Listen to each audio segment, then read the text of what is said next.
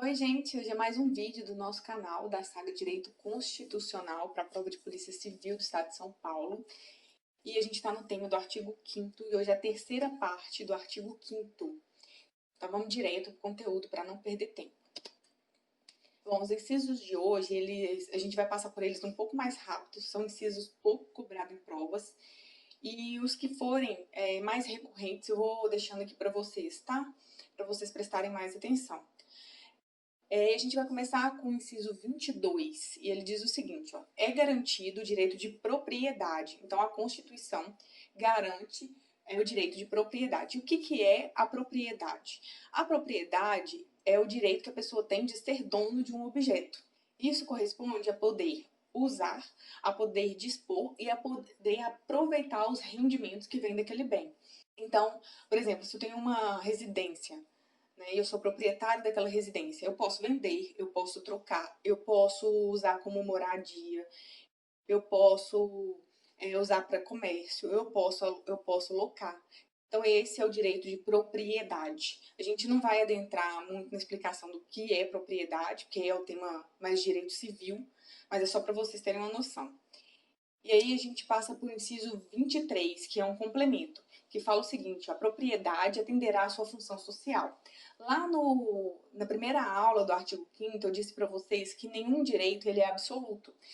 Da mesma forma, então, o direito de propriedade, assim como todos os outros.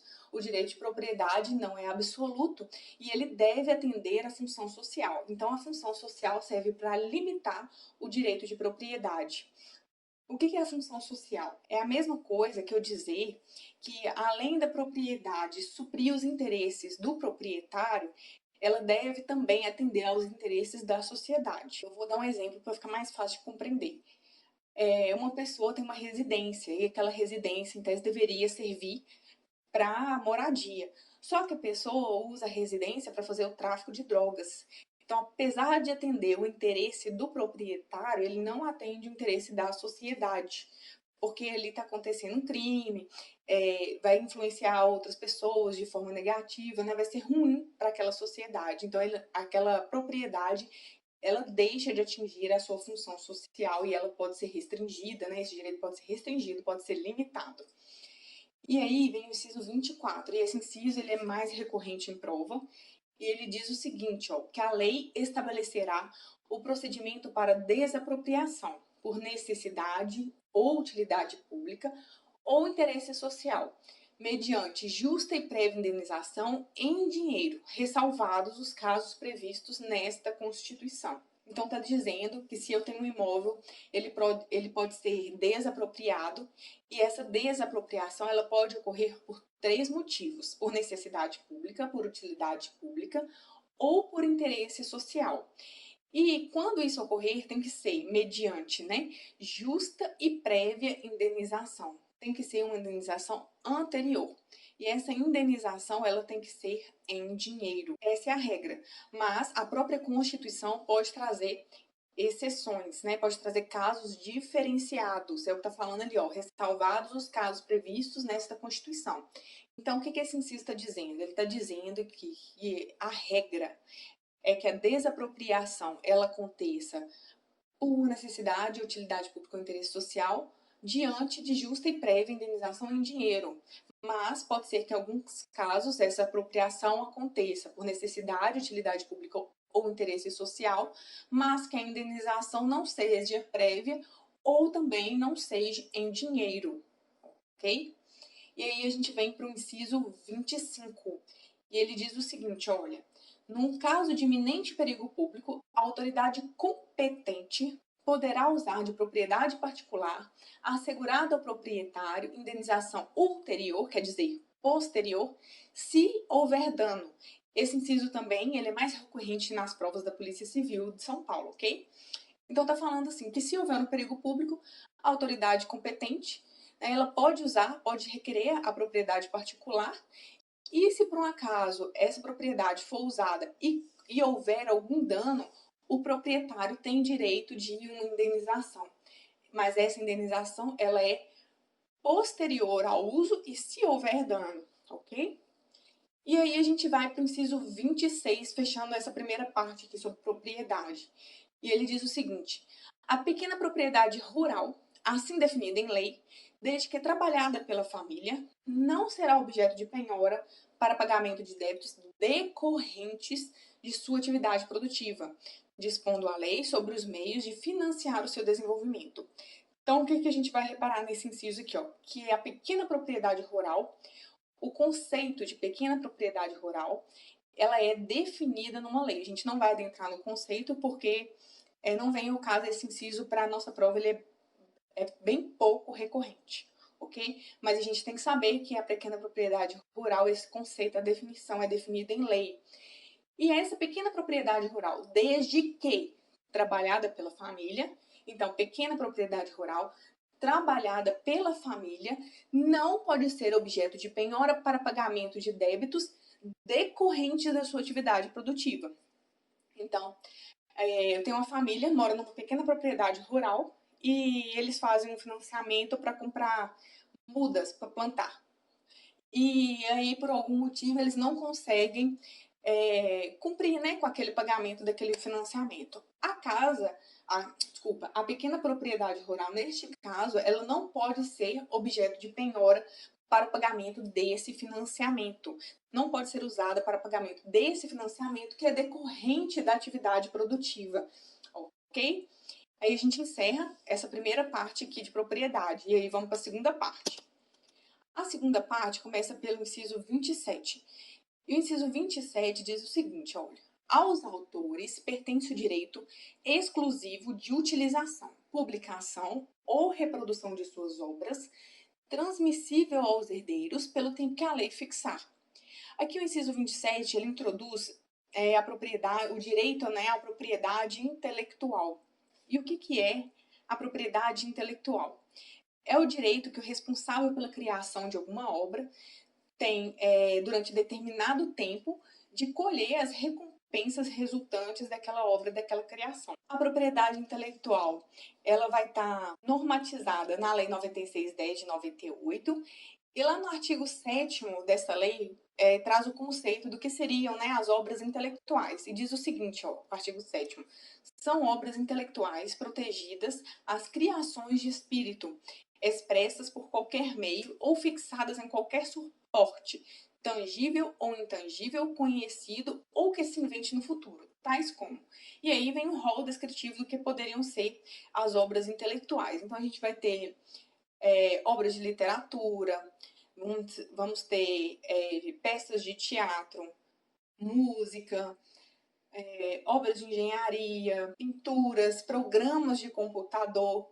Aí, sabendo o que são obras intelectuais, o inciso 27, então, da Constituição Federal, diz que aos autores pertence o direito exclusivo de utilização, publicação ou reprodução de suas obras. Ou seja, é um direito, né, é uma propriedade. E essa propriedade ela pode ser transmissível aos herdeiros pelo tempo que a lei fixar. Então, quando a pessoa morre, ela é transmitida, né, aos herdeiros, aos sucessores, né, daquele criador, daquele autor. Só que essa transferência, ela tem um prazo definido por lei, tá? E aí a gente vai para o inciso 28, que vem complementar também o inciso 27. O inciso 28 diz o seguinte, ó: são assegurados nos termos da lei a proteção às participações individuais em obras coletivas e a reprodução da imagem e voz humanas, inclusive nas atividades desportivas. Então aqui também traz, né, resguarda o direito das participações individuais em obras coletivas. Então, tem um livro escrito por vários autores, eu estou assegurando a cada um, né, a cada participação de autor ali, o direito, né, a autoria. E eu estou falando também que é assegurado, né, ao autor o direito da imagem, o direito da voz, inclusive nas atividades desportivas. Então, uma narração de jogo de futebol, ou eu escutei outro dia no podcast chama Nerdcast, muito bom, e eles estavam falando sobre uma modalidade nova, né, quer dizer, nova para mim, que é a narração de jogos de computador. Muito legal. E aí a gente vai para o inciso B. o direito de fiscalização do aproveitamento econômico das obras que criarem ou de que participarem aos criadores, aos intérpretes e às respectivas representações sindicais e associativas. Então, a pessoa ela tem o direito, né, tem a propriedade daquela obra que ela criou e também ela tem o direito de fiscalizar o aproveitamento econômico. Então, publiquei um livro, a editora que vai fazer a venda daquele livro, eu tenho o direito de fiscalizar como que está sendo aquela venda, né? Qual que é o aproveitamento econômico que a editora está conseguindo com aquela venda. Aí, para fechar a propriedade intelectual, eu tenho o inciso 29, ele diz o seguinte, ó, a lei assegurará aos autores de inventos industriais privilégio temporário para sua utilização, bem como proteção às criações industriais, à propriedade das marcas, aos nomes de empresa e a outros signos distintivos, tendo em vista o interesse social e o desenvolvimento tecnológico e econômico. Então, quando eu falo de propriedade intelectual, eu posso dividir a propriedade intelectual em dois ramos, direito do autor e o direito industrial. E esse direito industrial, então, vai estar mais ligado ao ramo empresarial, ok? E ele é assegurado, né? O próprio inciso já diz lá, que é tendo em vista, né, para assegurar, né, também o interesse social e o desenvolvimento tecnológico e econômico do país. E aí a gente vai para a terceira e última parte da aula de hoje, que diz o seguinte, começa pelo inciso 30, e diz o seguinte, ó, é garantido o direito de herança. Então tem que saber que a Constituição garante o direito de herança. E a herança é a transmissão de bens da pessoa que faleceu para os seus sucessores. E aí o inciso 31 complementa e diz o seguinte, a sucessão de bens de estrangeiros situados no país será regulada pela lei brasileira em benefício do cônjuge ou dos filhos brasileiros, sempre que não lhe seja mais favorável a lei processual do decujus. Então, eu tenho um estrangeiro, ele possui filhos e cônjuges brasileiros, e aí esse estrangeiro ele falece. A sucessão de bens vai se dar pela lei brasileira em benefício dos filhos e do cônjuge, a não ser que a lei do estrangeiro seja mais benéfica. Aí, nesse caso, a lei do estrangeiro vai ser aplicada em vez da lei brasileira, mas em benefício do cônjuge e dos filhos brasileiros, ok? E aí, o último inciso de hoje, o inciso 32, diz o seguinte, o Estado promoverá na forma da lei a defesa do consumidor. Lá na primeira parte de direito constitucional, né, do artigo 5º, eu disse para vocês que, às vezes, a Constituição ela vai tratar algumas pessoas de forma desigual, mas de modo a colocar as pessoas no mesmo patamar numa relação jurídica. Então, é isso que ele está fazendo aqui com o consumidor, porque a legislação brasileira entende que o consumidor ele é hipossuficiente, ele é mais frágil em relação ao fornecedor. E aí, então, nesse caso, a própria Constituição está falando que o Estado ele tem que fazer uma lei que vai definir, que vai tratar da defesa do consumidor. Ok? E aí a gente encerra a leitura e a interpretação dos incisos de hoje e vamos para a prática. Então, a questão 4 é da Polícia Civil do Estado de São Paulo, de 2014, para o cargo de oficial administrativo. E ela diz o seguinte, o texto constitucional dispõe que a lei estabelecerá o procedimento para desapropriação por necessidade ou utilidade pública ou interesse social. Nessa hipótese, quer dizer, na hipótese de desapropriação, ressalvados os casos previstos na Constituição, quer dizer, eu não quero a exceção, eu quero a regra. O proprietário do bem desapropriado terá direito a... Então, vamos lá, quando eu falo que a pessoa ela vai ser desapropriada, ela tem direito a quê, gente? A indenização justa e prévia, e ela tem que ser em dinheiro. Né? Então, a gente vai procurar isso aqui nas alternativas. E a alternativa A está falando o seguinte, ó, que a indenização a ser paga em títulos da dívida pública. Não, negativo, né? A regra é indenização em dinheiro. Aí a alternativa B, receber indenização em créditos de impostos? Não, também não. A letra C, a justa e prévia indenização em dinheiro?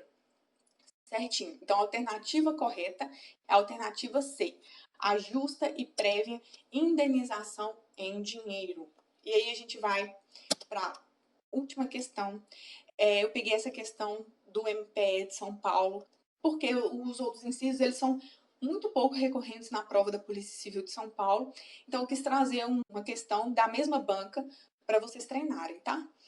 E ela diz o seguinte, olha, a Constituição da República Federativa do Brasil, e aí te tá as 3 hipóteses para você analisar. Então, a primeira hipótese, permite o uso de propriedade particular por autoridade competente em caso de iminente perigo público, assegurado ao proprietário ulterior indenização por dano. Essa alternativa, essa hipótese, está certa, a literalidade da lei. Até trouxe aqui para vocês, ó, o inciso 25, que a gente leu, e ele diz o seguinte, ó, no caso de iminente perigo público, a autoridade competente poderá usar de propriedade particular, assegurado ao proprietário indenização ulterior, se houver dano. Então, a princípio, a hipótese 1, literalidade de lei.